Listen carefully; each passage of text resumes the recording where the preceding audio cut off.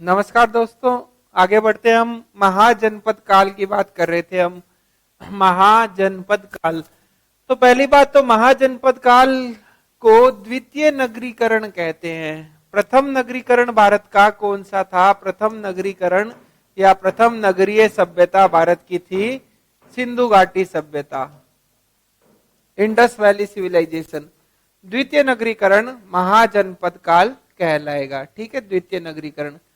अब दूसरी बात, ये द्वितीय नगरीकरण भारत का होता कहां पर है? यह इसका क्षेत्र होगा गंगा घाटी में। गंगा घाटी में होगा। 6th सेंचुरी बीसीई में, 6ठी शताब्दी बीसीई, ईसा पूर्व में। तो द्वितीय नगरीकरण महाजनपद काल है। क्षेत्र इसका कौन सा बताएंगे? गंगा घाटी। जैसे ये वाला क्षेत्र हो जाएगा आपके, ये वाला क्षेत्र हो जाएगा गंगा घाटी वाला क्षेत्र। यहां आपके इसका महाजनपद काल का विकास होगा। ठीक है। अब देखिए, हमने पहले भी बात की थी कि इस क्षेत्र में लोहा पाया जाता है। आयरन की माइंस है, यहाँ लोहे की खाने हैं। तो इस काल की विशेषता क्या हो जाएगी? लोहे का प्रमुखता से प्रयोग, यह इस काल की विशेषता हो जाएगी। ठीक है। और इसके अलावा इसमें संस्कृति किस प्रकार की आएगी? देखिए, हमने इंडस वैली पढ़ा था, तब हमने कहा था उनकी संस्कृति थी PGW, पेंटेड ग्रे वेयर। इनकी संस्कृति जो है वो कैसी हो जाएगी? NBPW। NBPW का मतलब क्या हो गया? N से हो गया north, B black, P polished, W ware. N से हो जाएगा नॉर्थ मतलब उत्तरी, B ब्लैक काले, पॉलिश्ड चमकीले, वेयर मृदबान। तो द्वितीय नगरीकरण की विशेषता में आप संस्कृति कैसी बताएंगे? NBPW, north black polished where. दूसरी बात, इस काल में सिक्कों का प्रचलन प्रारंभ हो जाएगा। ठीक है, सिक्के प्रारंभ हो जाएंगे। जो सर्वप्रथम भारत में सिक्के चले, भारत में पहली बार जिस प्रकार के सिक्के चले, उन सिक्कों को कहते हैं आहत मुद्राएं। क्या कहेंगे? आहत। इंग्लिश में कहोगे आप इनको पंच मार्क्ड सिक्के। आहत मुद्राएं कह दीजिए या पंच मार्क सिक्के कह दीजिए। तो भारत में पहली बार सिक्कों का प्रचलन होता है इस द्वितीय नगरीकरण वाले काल में। आहत कहते हैं इन सिक्कों को, क्योंकि इनको पीट करके, इनको ठोक ठोक कर इन पे निशान बनाए जाते थे। धातु का टुकड़ा लिया, मेटल का पीस लिया, उस धातु के टुकड़े पर उस पर ठोक ठोक करके चंद्रमा का निशान बना दिया या कोई और निशान बना दिया। इस प्रकार सिक्के बनते थे। तो भारत के प्रथम सिक्के कौन से हैं? आहत सिक्के। इंग्लिश में इनको क्या कहोगे आप? पंच मार्क्ड सिक्के। ठीक है। और ये जो आहत या पंचमार्क सिक्के हैं, ये प्रारंभ में चांदी के बने हैं। प्रारंभ में चांदी से, या कह दो चांदी को रजत से बने थे। और ऐसे सिक्कों पर निशान होते हैं, लेख नहीं होता। इस प्रकार के सिक्कों पर कुछ भी लिखा हुआ नहीं होगा, निशान बने हुए होंगे। तो लोहे का प्रयोग प्रारंभ हुआ, NBPW संस्कृति प्रारंभ हुई, और किस प्रकार के सिक्कों का प्रचलन शुरू हुआ? आहत सिक्के। पिछली क्लास में हमने बात की थी महाजनपद काल के बारे में कि इसकी जानकारी 2 ग्रंथों से होती है। कौन से 2 ग्रंथ थे? एक तो था अंगुत्तर निकाय। अंगुत्तर निकाय किस धर्म का ग्रंथ था? बौद्ध। और दूसरा ग्रंथ था भगवती सूत्र। भगवती सूत्र किस धर्म का ग्रंथ है? जैन। तो कौन से 2 ग्रंथों से महाजनपदों की, 16 महाजनपदों की जानकारी दी गई, प्राप्त होती है? एक तो अंगुत्तर निकाय और दूसरा भगवती सूत्र। इन 2 ग्रंथों से। ठीक है। अब देखिए, जो 16 महाजनपद थे, यानी तत्कालीन भारत के 16 बड़े राज्य थे, ऐसा नहीं है कि ये सारे राजतंत्र थे, इनमें राजाओं का, निरंकुश राजाओं का शासन था, ऐसा नहीं है। इनमें कुछ राज्य, या यूं कहूं मैं अधिकांश राज्य राजतंत्र थे। मोस्टली राजतंत्र है, राजाओं का शासन है।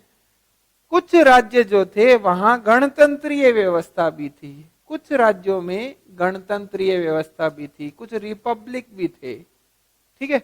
तो इसमें दोनों प्रकार के राज्य मिलेंगे, राजतंत्रीय और गणतंत्रीय दोनों। ज्यादातर राज्य राजतंत्र थे। आगे बढ़े हम। अब देखिए इसमें 16 महाजनपदों में इसकी सूची देखें, कौन सा महाजनपद और उसकी कैपिटल कौन सी है। तो देखिए इसमें सभी आपको याद नहीं करना, याद हो जाए तो बहुत अच्छी बात है, वरना आप महत्वपूर्ण जो है उन्हें याद कीजिएगा। अंग की राजधानी चंपा थी। मगध महत्वपूर्ण है, इसकी ध्यान रखना है आपको। मगध की राजधानी प्रारंभ में गिरिव्रज, बाद में राजगृह। प्रारंभ में इसकी राजधानी थी गिरिव्रज, फिर राजगृह हो गई और उसके बाद में पाटलिपुत्र और हो जाएगी, वो बाद में होगी, कालांतर में वो हम पढ़ेंगे। ठीक है, तो मगध। काशी की राजधानी वाराणसी, याद रहेगा। कौशल की राजधानी श्रावस्ती। कौशल में महात्मा बुद्ध ने अपना सर्वाधिक समय व्यतीत किया था। बुद्ध के सर्वाधिक उपदेश कहां दिए गए थे? श्रावस्ती में। वज्जी की वैशाली मोस्ट इंपोर्टेंट है। देखिए ये मगध जो है यह तो सबसे पावरफुल, सबसे शक्तिशाली राजतंत्र था, और सबसे शक्तिशाली गणतंत्र जो था वो था वज्जी संघ, जिसकी कैपिटल कौन सी थी? वैशाली। ठीक है। मल की राजधानी कुशीनारा। ये कुशीनारा वही नगर है जहां पे क्या घटना घटी थी? महात्मा बुद्ध की मृत्यु हुई थी। ठीक है। चेदी राज्य की राजधानी सुक्तिमती। वत्स की कौशांबी। कुरु राज्य की राजधानी इंद्रप्रस्थ। कुरु इसलिए इंपॉर्टेंट है क्योंकि अलवर का उत्तरी भाग कुरु राज्य में शामिल था। हमने बात की थी पहले, अलवर राज्य का उत्तरी भाग कुरु में था। पांचाल राज्य की राजधानी अहिछत्र और काम्पिल्य। अहिछत्र काम्पिल्य किसकी? पांचाल की। मत्स्य इंपॉर्टेंट है क्योंकि यह भी राजस्थान में पड़ता है। इसकी राजधानी कौन सी? विराट नगर। सूरसेन की मथुरा। सूरसेन वाला प्रदेश भी राजस्थान में आता था। ABCD हमने किया था, आपको याद तो अलवर, भरतपुर, करौली और धौलपुर। अशमक की राजधानी पोतन। मोस्ट इंपोर्टेंट है, इनमें सबसे ज्यादा इंपोर्टेंट यही है अशमक। अशमक सबसे ज्यादा इंपोर्टेंट क्यों है? क्योंकि अशमक दक्षिण भारत में स्थित एकमात्र महाजनपद था। साउथ इंडिया का इकलौता महाजनपद कौन सा था? अशमक, दक्षिण भारत में। इसकी कैपिटल कौन सी है? पोतन। यह गोदावरी रिवर के किनारे था। कौन सी नदी के किनारे था? गोदावरी, इसलिए अशमक पूछेंगे। ठीक है। अवंती की उज्जैनी। गांधार की तक्षशिला, यह भी पूछा जा सकता है, इंपॉर्टेंट है। गांधार शिक्षा का बड़ा केंद्र था। विश्व का सबसे पुराना विश्वविद्यालय, विश्व का प्राचीनतम शिक्षा केंद्र तक्षशिला है, और वो तक्षशिला किस राज्य की कैपिटल थी? गांधार की तक्षशिला। ठीक है, तो यह भी इंपॉर्टेंट हो जाता है, तक्षशिला। आगे बढ़े हम। कंबोज की राजपुर। ठीक है, ये 16 महाजनपद हो गए, जिनमें से आपको कुछ एक की ही याद रखनी है राजधानियां। तो अब इन महाजनपदों में सबसे शक्तिशाली राजतंत्र कौन सा था? मगध। और सबसे शक्तिशाली गणतंत्र कौन सा था? वज्जी संघ। ठीक है। वज्जी संघ की कैपिटल कौन सी है? वैशाली। मगध की कैपिटल गिरिव्रज, राजगृह, और बाद में हम और पढ़ेंगे आगे पाटलिपुत्र। दक्षिण भारत में अभी हमने बात की, साउथ इंडिया में कौन सा महाजनपद है? अशमक। कौन सी रिवर के किनारे? गोदावरी। ठीक है। दक्षिण भारत में एकमात्र जनपद कौन सा था? अशमक। तो ये 16 महाजनपद अभी तक जो पढ़ा है उसमें महत्वपूर्ण क्या क्या है? सबसे शक्तिशाली गणराज्य कौन सा था? वज्जी संघ। वज्जी संघ की राजधानी वैशाली। दक्षिण भारत में कौन सा? अशमक। उसकी राजधानी पोतन या पोटली। कौन सी नदी के किनारे? गोदावरी। हमने बात की थी ये जो 16 महाजनपद थे, इन महाजनपदों में गणतंत्र भी थे। गणतंत्रों की सूची बौद्ध ग्रंथों में मिलती है। कितने राज्यों में गणतंत्र बताया गया बौद्ध ग्रंथों में? 10। अब ये आपको ध्यान रखना है, कपिल वस्तु के शाक्य गणतंत्र थे। तो देखिए शाक्य से आपको याद आ गया होगा कि शाक्य गण के कौन थे? महात्मा बुद्ध। शाक्य मुनि किसे कहा जाता है? महात्मा बुद्ध को। बुद्ध का जन्म कहाँ हुआ था? कपिल वस्तु में कहा? लुम्बिनी, रुमिंदेई। राम गाम के कौलिय, सुनसम गिरी के भग, अलकप के बुली, कुसुमपुत के कालाम, कुशीनारा के मल और पावा के मल। हमने बात की थी, जैन और बौद्ध पढ़ा था तब, कि महात्मा बुद्ध की मृत्यु वाला स्थल कौन सा था? कुशीनारा। और महावीर स्वामी की मृत्यु वाला स्थल कौन सा है? पावा। और दोनों ही कहां पड़ते हैं? मल गणराज्य में। तो मल कहां कहां था इनका क्षेत्र? कुशीनारा और पावा। पीपली वन के मौर्य, कुछ इतिहासकारों का मानना है यही मौर्य जो है, इन्हीं से मौर्य नाम पड़ा है। मौर्य वंश का नामकरण इसी मौर्य जाति से हुआ है। कुछ इतिहासकारों का ऐसा मानना है। पीपली वन के मौर्य, मिथिला के विदेह और वैशाली के लिच्छवी। तो लिच्छवी बड़े शक्तिशाली होते थे और मगध के साथ इनका संघर्ष चलता था। मगध था राजतंत्र, लिच्छवी थे गणतंत्र। ठीक है, तो ये उस समय रिपब्लिक हो गई, जिसमें दो चार आपको ध्यान रखने हैं। शाक्य हुए, कुशीनारा और पावा के मल हुए, मौर्य हुए और लिच्छवी हुए। ये आपको ध्यान रखना है। अब देखिए इन 16 महाजनपदों में सबसे शक्तिशाली महाजनपद कौन सा बना? मगध। तो हमें जो इतिहास का अध्ययन करना है वह मगध साम्राज्य का अध्ययन करना है। कौन सा साम्राज्य पढ़ेंगे हम? मगध साम्राज्य। इसका उत्कर्ष कैसे हुआ, कैसे यह साम्राज्य इतना शक्तिशाली हुआ? तो देखिए मगध में जिस वंश की सबसे पहले हमें जानकारी प्राप्त होती है वह वंश है बृहद्रथ वंश। महाभारत में नाम मिलता है। कौन सा वंश? बृहद्रथ वंश। ठीक है, इस वंश में 3 शासक हुए, बृहदत्त, जरासंघ, रिपुंजय। बाजरा ध्यान रख लीजिए याद रखने के लिए। बै से हो जाएगा बृहद्रथ, जय से हो जाएगा जरासंघ और रै से हो जाएगा रिपुंजय। ठीक है, तो सबसे पहला वंश कौन सा हम पढ़ रहे हैं? बृहद्रथ वंश मगध का, जिसमें 3 शासकों के नाम मिलते हैं। बृहद्रथ, जरासंघ, जरासंघ का नाम महाभारत में आता है, और रिपुंजय। ठीक है, इसी जरासंघ ने गिरिव्रज को मगध की राजधानी बनाया था। तो गिरिव्रज की बात हमने की थी थोड़ी देर पहले। उस गिरिव्रज को मगध की कैपिटल किसने बनाया था? इस सेकंड नंबर वाले ने, जरासंघ ने।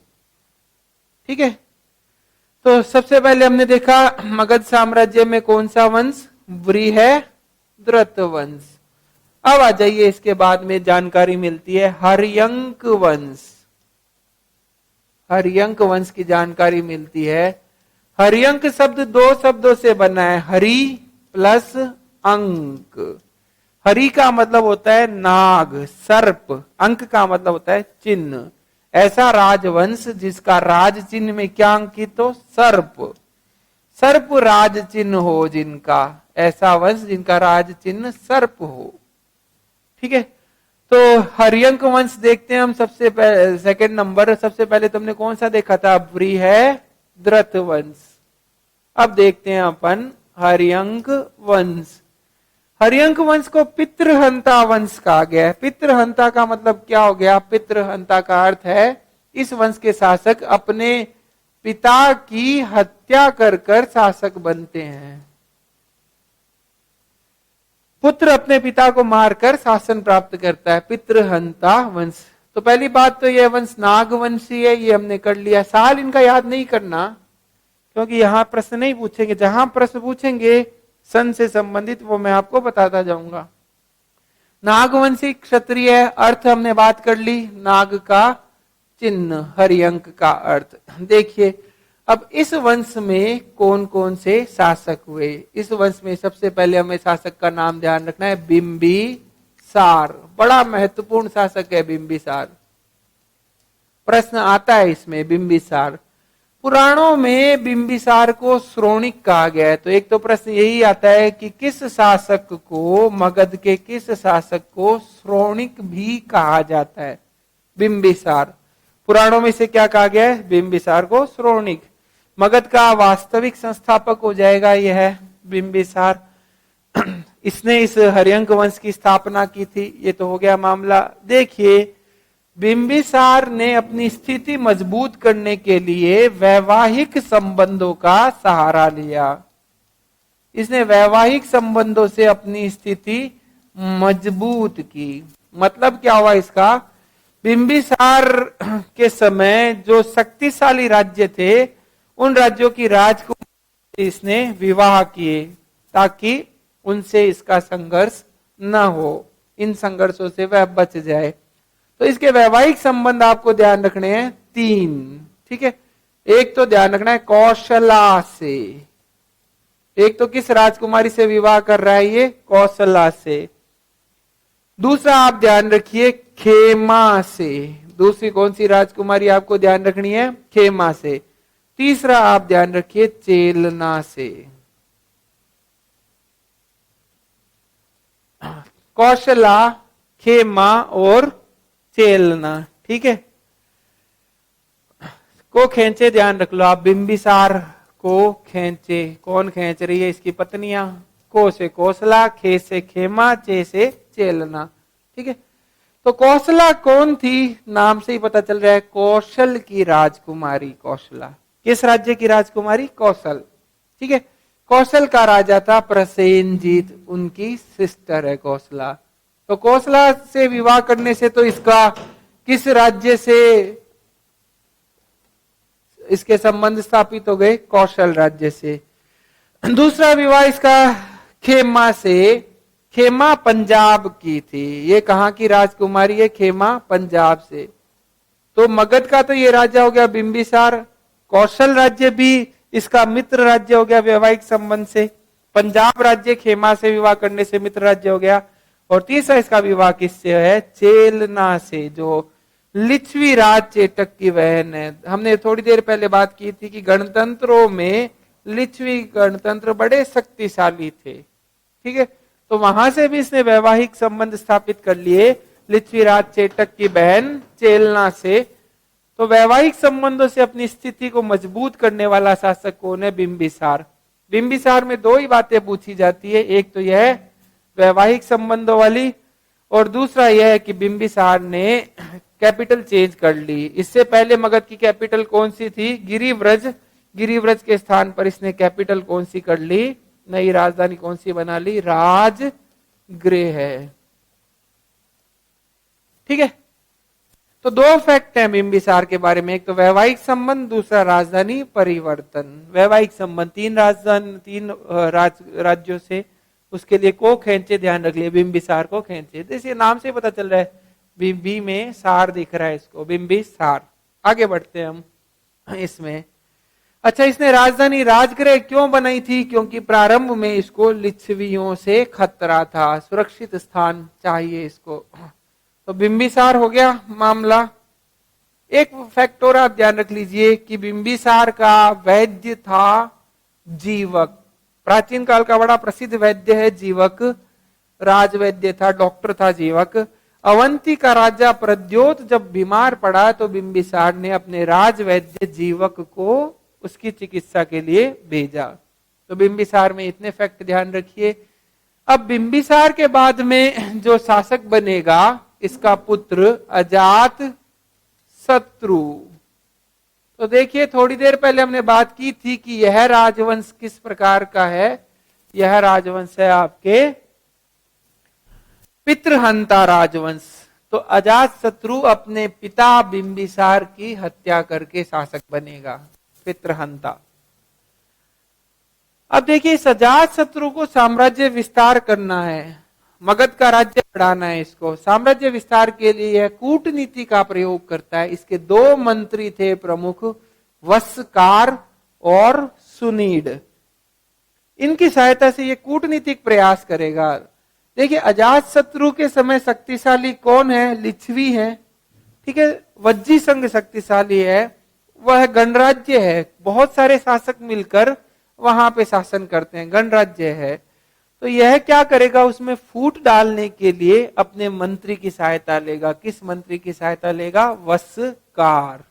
तो अजात शत्रु के कौन से मंत्री वस्कार ने किसमें फूट डाली? वज्जी संघ। वज्जी संघ की राजधानी थी वैशाली, थोड़ी देर पहले हमने बात की थी। वज्जी संघ या वैशाली के लिच्छवियों में फूट डाली। किस मंत्री की सहायता से अजातशत्रु लिच्छवियों में फूट डालता है? वस्कार। लिच्छवियों का संगठन कमजोर हो जाएगा, बहुत सारे शासक मिलकर वज्जी संघ शासन करते थे, उनका संगठन कमजोर हो गया, आपस में मतभेद बढ़ गए, तो अजातशत्रु उन पर हमला कर देगा। और इस युद्ध में, अब इस फूट के बाद में जब युद्ध होगा, वज्जी संघ का युद्ध, इस युद्ध को आप क्या कहोगे? वज्जी संघ का युद्ध। वज्जी संघ को पराजित कर रहा है ना ये। इस वज्जी संघ के युद्ध में अजातशत्रु पहली बार 2 नए हथियारों का प्रयोग करेगा। वो 2 हथियार कौन से हैं? महाशिला कंटक। एक तो ये ध्यान रखिए, महाशिला कंटक, और दूसरा आप ध्यान रखिए रथ मूसल। इन हथियारों का प्रयोग करता है, महाशिला कंटक और रथ मूसल। इन हथियारों को आप देख चुके हैं, बाहुबली फिल्म में आपने देखा था। बाहुबली फिल्म में जब कालके का हमला होता है, तो माहिष्मती के दोनों राजकुमार जो हथियारों का प्रयोग करते हैं, वे यही इसी प्रकार के हथियार थे। आपने देखा था वह बलाल देव राजा जो रथ चलाता है, उसमें से ब्लेड्स निकलते हैं जो शत्रुओं को मारते हैं। और जो बाहुबली था, वह इस प्रकार के पत्थर फेंकता है, पत्थर प्रक्षेपास्त्र से, जिससे दुश्मनों पर रथ वगैरह उनके नष्ट होते हैं। तो इन हथियारों का भारतीय इतिहास में पहली बार नाम यहां मिलता है। कौन से हथियार? महाशिला कंटक और रथ मूसल। और इन हथियारों का प्रयोग कौन से युद्ध में हुआ? वज्जी संघ के युद्ध में। किसके द्वारा? अजात शत्रु के द्वारा। ठीक है, तो 2 बातें हो गई, आगे बढ़े हम। अजातशत्रु ने लिच्छवियों को पराजित किया। लिच्छवियों का राजा कौन था? कौशलों को भी पराजित किया। कौशल राज कौन था? प्रसेनजीत। प्रसेनजीत को अपनी पुत्री वजीरा का विवाह अजातशत्रु से करना पड़ा। तो देखिए, प्रसेनजीत ने पहले अपनी बहन कौशला का विवाह किया था अजातशत्रु के पिता से। अजातशत्रु के पिता कौन थे? बिंबिसार। इस प्रसेनजीत की बहन तो कौन है? कौशला। कौशला का विवाह तो किससे हुआ था? बिंबिसार से। और पुत्री है इसकी वजीरा। वजीरा का विवाह हो गया बिंबिसार के पुत्र अजातशत्रु से।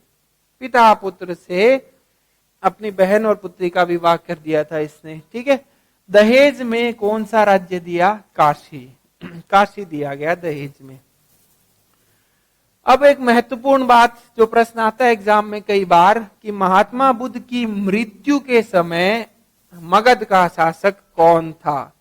तो महात्मा बुद्ध की मृत्यु के समय मगध का शासक था अजातशत्रु।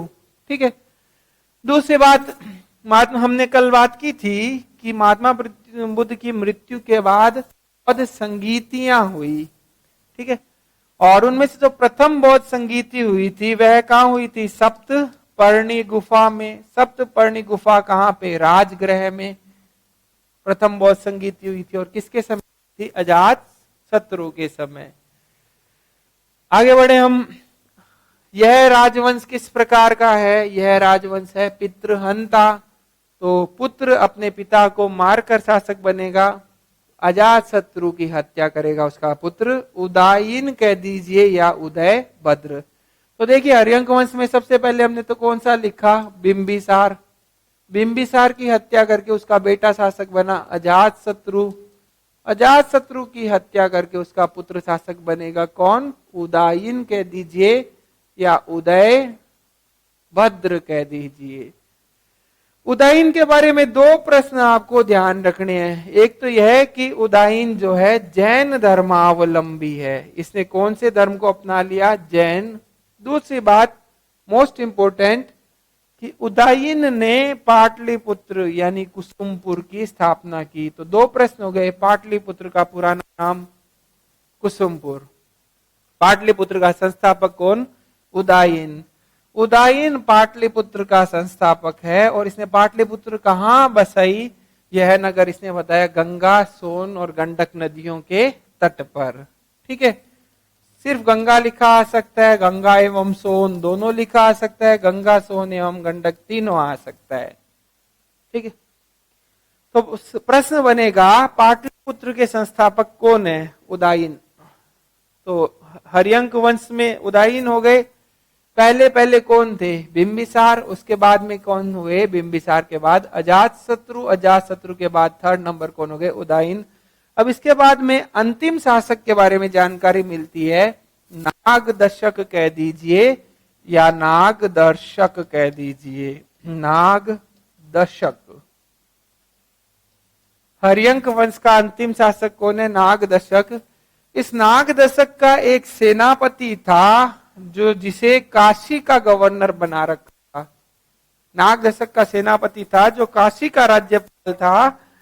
शिशुनाग उसका नाम था। शिशुनाग ने जन सहयोग से, जनता के सहयोग से नागदशक को हटाकर, अपदस्थ करके शिशुनाग वंश की स्थापना की। तो नागदशक को हटाया जाता है सत्ता से और इसकी जगह एक नया वंश शुरू हो रहा है।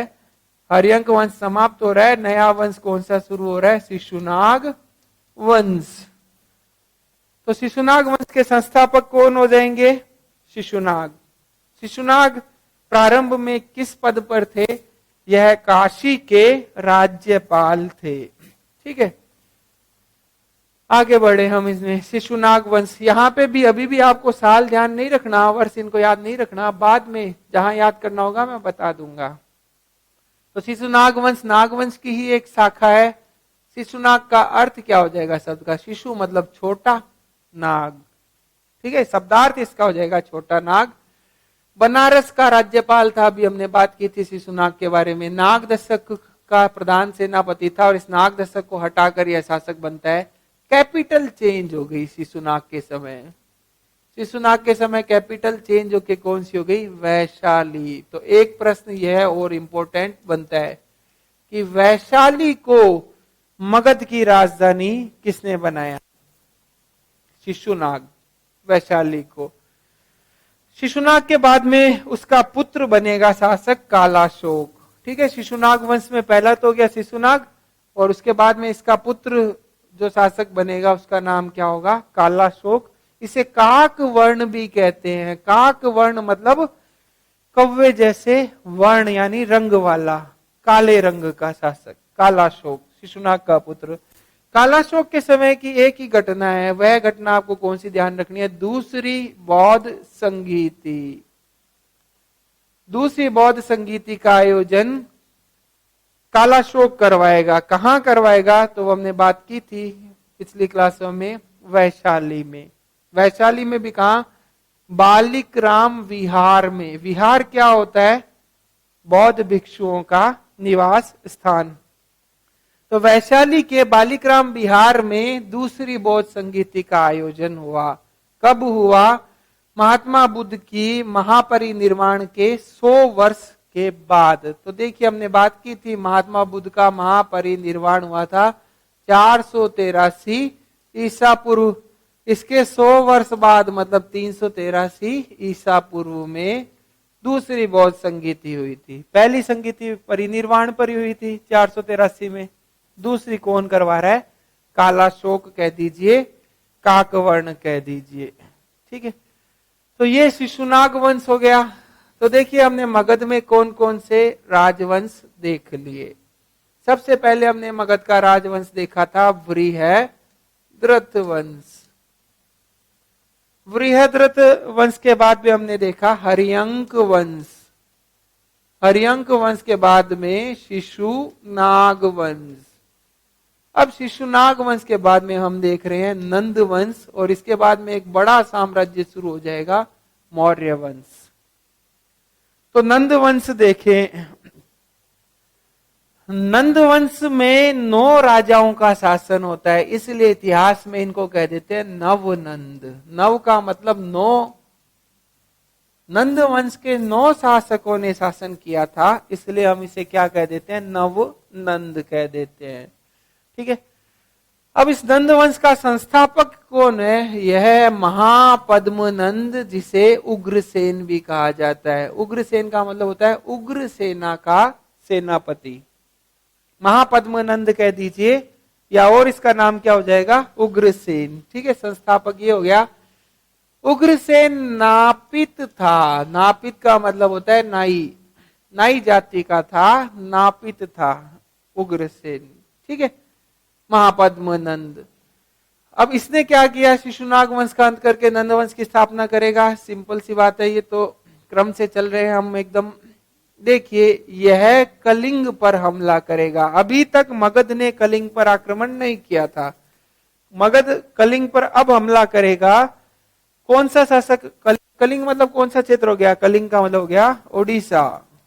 उड़ीसा पर हमला कर रहा है और वहां से जिनसेन की प्रतिमा, मतलब जैन तीर्थंकर की प्रतिमा उठा लाता है।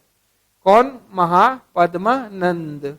ठीक है, महापद्मनंद ने एक उपाधि धारण की, सर्व क्षत्रांतक। सर्व मतलब सभी, क्षत्रांतक का मतलब क्षत्रियों का अंत करने वाला।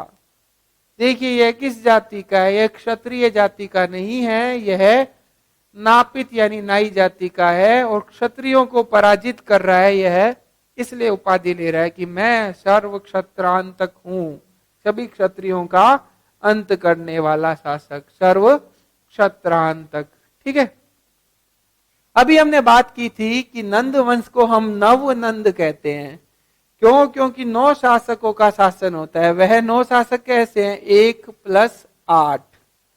ठीक है, एक तो मतलब ये हो गया पिता, वो पिता कौन है? महापद्मनंद। और 8 हो जाएंगे उसके पुत्र। महापद्मनंद के बाद उसके कितने पुत्रों ने शासन किया? 8 पुत्रों ने बारी बारी से शासन किया। और वो जो अंतिम शासन करता है पुत्र इनका, वह होगा धनानंद। और इसी धनानंद का अंत करके चंद्रगुप्त मौर्य किस वंश की स्थापना करेगा? मौर्य वंश की। तो दोबारा हम बात करते हैं, नंद वंश को नव नंद कहते हैं। 9 शासकों के बारे में जानकारी है इनके।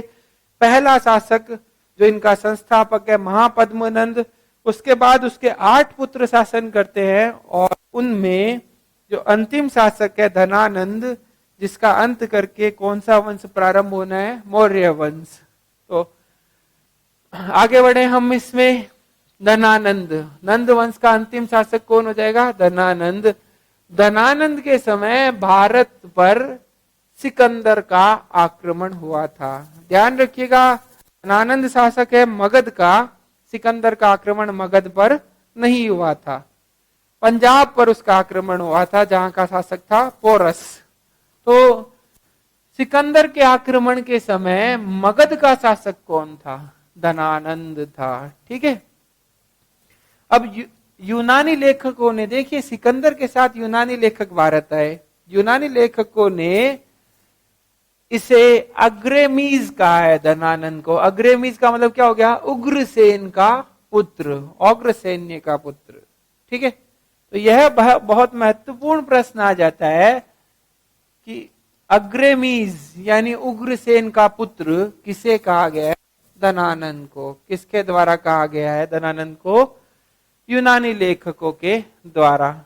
ठीक है, धनानंद ने क्या गड़बड़ कर दी थी? धनानंद ने बहुत ज्यादा टैक्सेस लगाए जनता पे, अत्यधिक कर लगाकर वह संपत्ति इकट्ठा करता है।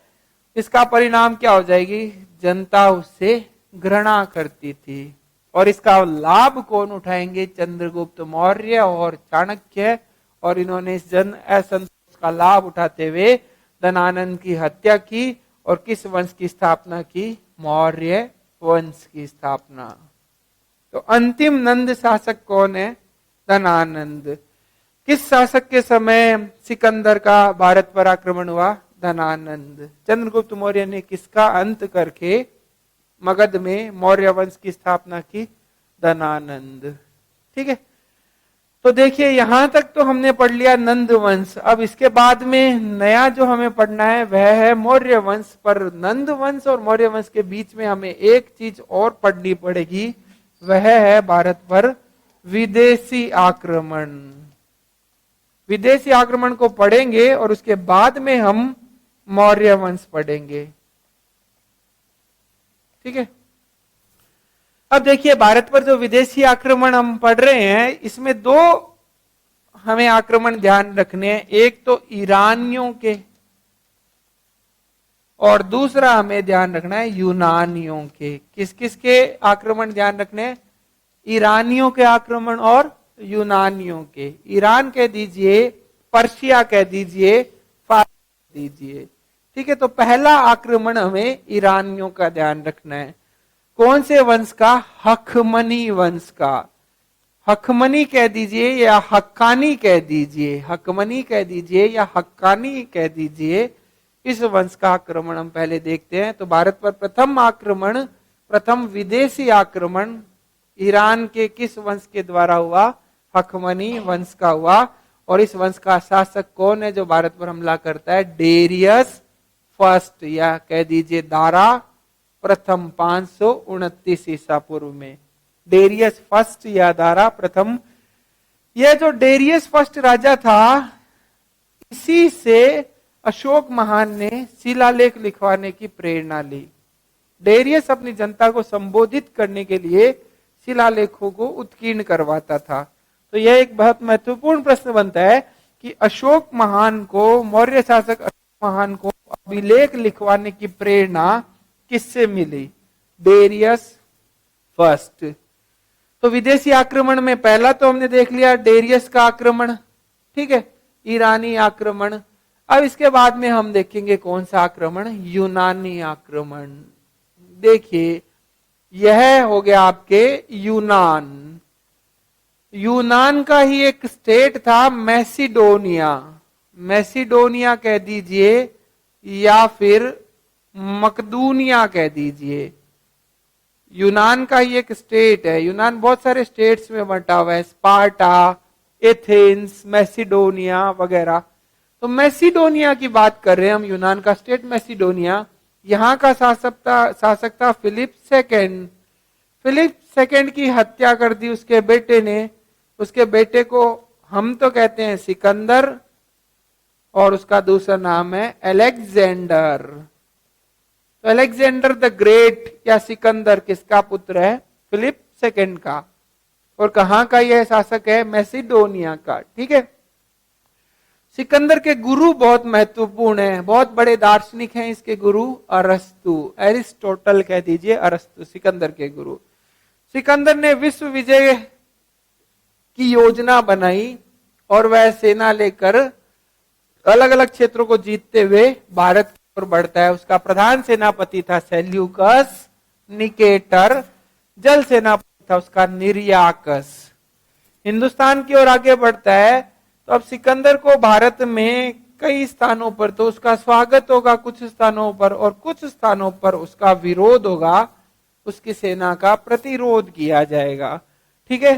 तो पाटन में तो सिकंदर की सेना का विरोध हुआ, आश्वक जाति की महिलाओं ने किया। तो यह एक बहुत महत्वपूर्ण तथ्य बन जाता है कि सिकंदर का भारत में प्रतिरोध किस जाति की महिलाओं द्वारा किया गया?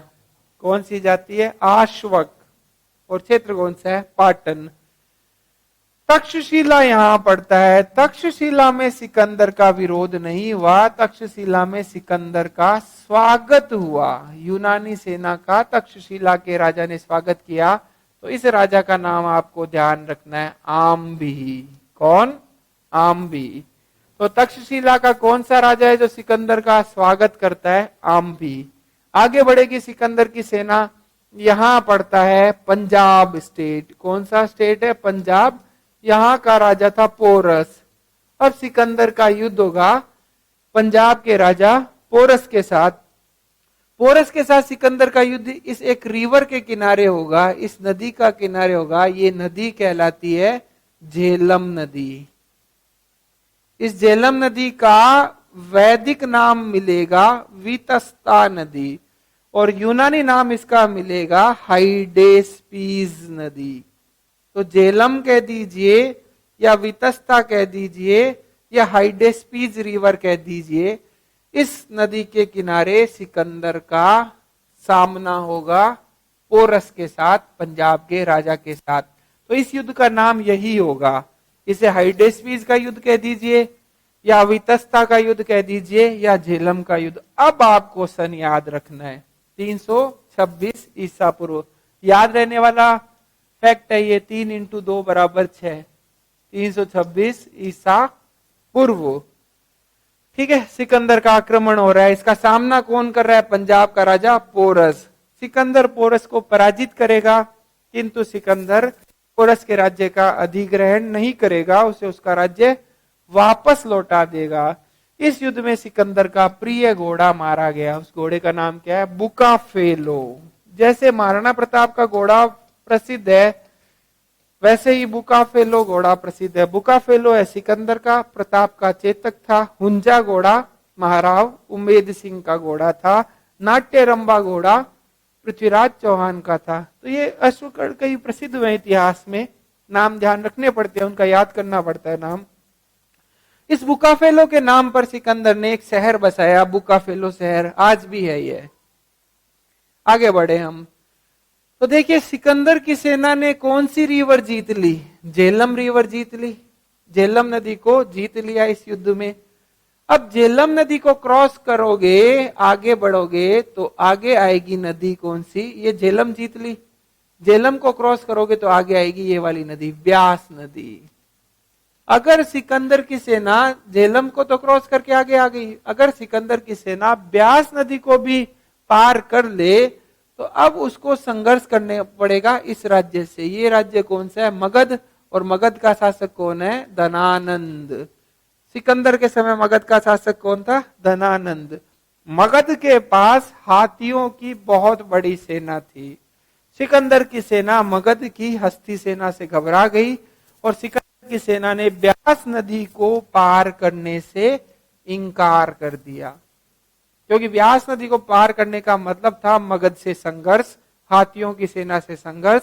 सिकंदर की सेना घोड़ों की सेना है। तो यह प्रश्न बहुत इंपॉर्टेंट है कि किस नदी को सिकंदर की सेना ने पार करने से इंकार कर दिया? ब्यास नदी। ठीक है, हो गया। अब देखिए सिकंदर के आक्रमण का रिजल्ट क्या निकला? सिकंदर के आक्रमण का रिजल्ट निकला कि भारत में यूनानी आर्ट शुरू हो गया। कौन सी कला यूनानी शुरू हो गई? मूर्तियां बनाने की। यूनानी मूर्तिकार भारत में आके बस गए। सिकंदर का स्वागत कहां हुआ था? सिकंदर का स्वागत हुआ था तक्षशिला में। यहां पे ये तक्षशिला है। यूनानी कलाकार इस क्षेत्र में आकर बस जाएंगे। यहां आकर यूनानी मूर्तिकार आ गए। इन यूनानी मूर्तिकारों ने बौद्ध प्रतिमाएं बनाई। अब वो प्रतिमाएं किस शैली की प्रतिमाएं कहलाएगी?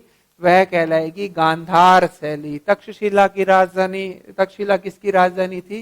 गांधार की। ये प्रदेश कौन सा था? गांधार। तो मोस्ट इंपोर्टेंट प्रश्न है, बहुत महत्वपूर्ण प्रश्न है कि बुद्ध की प्रारंभिक प्रतिमाएं किस शैली में बनी है? गांधार शैली में। गांधार शैली को और हम क्या कह देते हैं? हेलेनिस्टिक आर्ट कह देते हैं इसको। और आप क्या कह दोगे? हेलेनिस्टिक आर्ट कह दोगे। हेलेनिस्टिक कहने का तात्पर्य क्या है? यूनानी कला है ये, इसलिए इसको हेलेनिस्टिक कह रहे हैं हम। तो हेलेनिस्टिक आर्ट का विकास हुआ, सिकंदर के आक्रमण का रिजल्ट है। दूसरा क्या हुआ कि सिकंदर के आक्रमण से भारतीय रंगमंच में एक नई चीज का प्रयोग शुरू हो गया, यवनिका। यवनिका का मतलब क्या होता है? इसका तात्पर्य होता है पर्दा। रंगमंच का मतलब क्या हो गया? नाटक, थिएटर। भारतीय रंगमंच में, भारतीय नाटकों में पर्दे की व्यवस्था पहले नहीं थी। नाटक शुरू होने से पहले पर्दा लगा होता है ना, वह वाला पर्दा। यूनानियों से भारतीयों ने नाटकों में पर्दे का प्रयोग करना सीखा, इसलिए हम इसे पर्दे को क्या कह देते हैं? यवनिका। यवनिका का प्रयोग प्रारंभ हुआ। तो ये यूनानी आक्रमण वाली बात हो गई। यह हमने चैप्टर ये पूरे कर लिए। तो आपको अब ये है तीसरा जो पार्ट हमने किया है, जैन धर्म, बौद्ध धर्म और महाजनपद, बहुत अच्छे से याद करना है। अब इसके बाद में फोर्थ हम पार्ट पढ़ेंगे अगली क्लास में, वो हो जाएगा कौन सा वंश? मौर्य वंश। ठीक है, धन्यवाद। जय हिंद, जय भारत।